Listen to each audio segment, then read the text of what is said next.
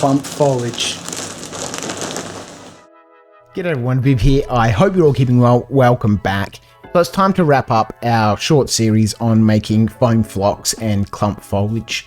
Clump foliage is super easy to make. We're essentially going to mix some paint with some shredded foam, mix it all together, let it dry, and there we go, Bob's your uncle, you've got some clump foliage.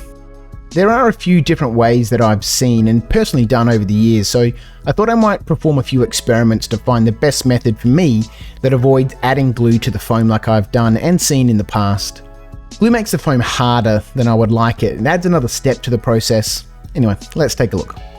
I started with some shredded foam I'd kept from the previous videos on making foam flock. This foam already had the paint added to it and was already dry. This is what I used to make fine and coarse flock in the past, and it's also what I've used to make clump foliage. I simply added some PVA, just regular white glue, to the foam and gave it a good mix. This has worked for me in the past, but I was never really happy with the results, so I began experimenting. I noticed that once I mixed in the glue and emptied it out into some plastic, that the foam wasn't really holding together very well, so I thought I'd wrap it in some cling wrap to keep it together and slightly compressed, hoping the glue would be able to bond everything together well. This was a massive mistake, and after waiting a few days, I suddenly realized why. It seems I totally forgot to push the record button on the camera properly, so you're going to have to put up with my face for a little bit. After a few days, I went ahead and unwrapped that plastic to check that red clump foliage, and it had kind of dried around the outside. It was a little bit hard because the glue in it had obviously dried, but on the inside, it was still completely wet, which, after thinking about it for a little bit, was no surprise. I'd wrapped it in plastic and it couldn't get any air.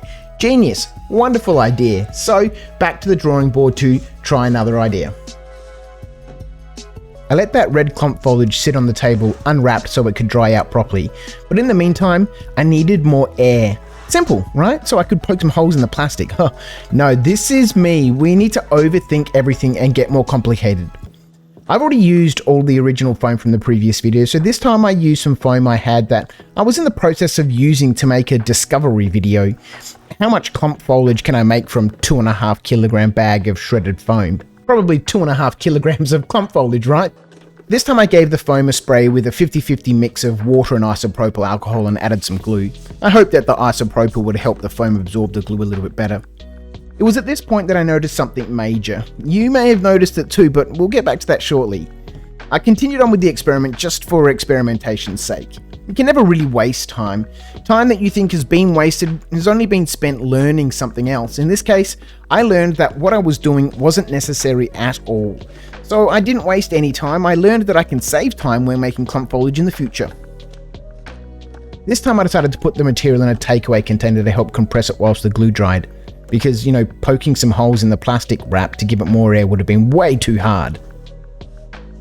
But in a closed container, there was no way air was getting in there at all, so I went ahead and punched some holes in the plastic.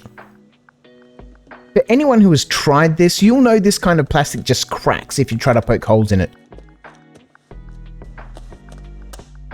I knew that, but being ever the optimist, or an idiot, you decide, I gave it a go with very predictable results.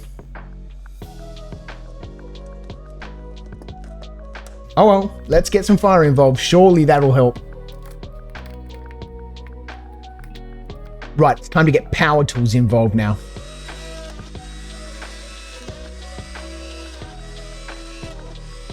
Righto, so again, I seem to have lost some footage. This is a killer video, Viv. Just like the first attempt where I wrapped it in that plastic wrap, this didn't fully dry either, even after almost a week inside that container.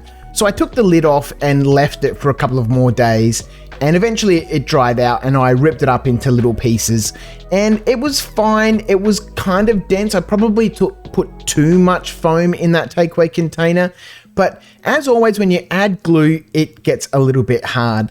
Now, I mentioned that I'd learned something during this process, and it was kind of a bit of a revelation to me. So I think we got to, this one here, which had, the one that had glue in it, the PVA added into it. It's okay. It's not amazing, but it's not soft.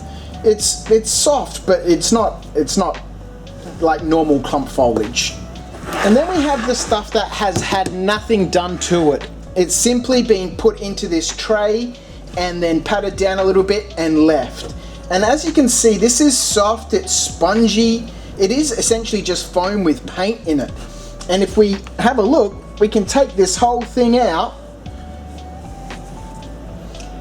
as a big chunk of foam. And it pulls apart nicely. It's got some of that scatter in it, that's fine, but it pulls apart nicely. Well, there we go. You know, so the process for making our own clump foliage is pretty straightforward. Mix some paint in with some foam, put it into something and just leave it. Let it fully dry out. You know, in the beginning, inside this tray here in the middle, this foam wasn't dry, but just leave it and it will eventually dry out and you'll end up with some nice soft foam that you can pull apart into, you know, good usable clump foliage. The only thing that is a bit different between this and a commercial product, yes, is how it's manufactured. But this is just a single color. Most commercial phlox will be a blend of a couple of different sorts of colors. And if you're interested, we can talk about blends in another video. But there we go. Making your own clump foliage isn't difficult. So there we go. It couldn't be simpler. Just like in the previous video, shred your foam, add your paint, put it in some sort of container without a lid, like a takeaway container or a big MDF tray that you've made or a baking tray or whatever. As long as the foam can be slightly compressed, put it in that tray, leave it alone, let it dry. It'll eventually settle down a little bit and it will all bond together well enough to form clumps, which you can then glue onto your terrain and your bases and then seal down with some watered down PVA. Simple as that. Oh well, whole bunch of messing around, but you know, I learned, and that's the important thing. Hope it's been useful. Thanks for tuning in. I'll catch you next time. See ya.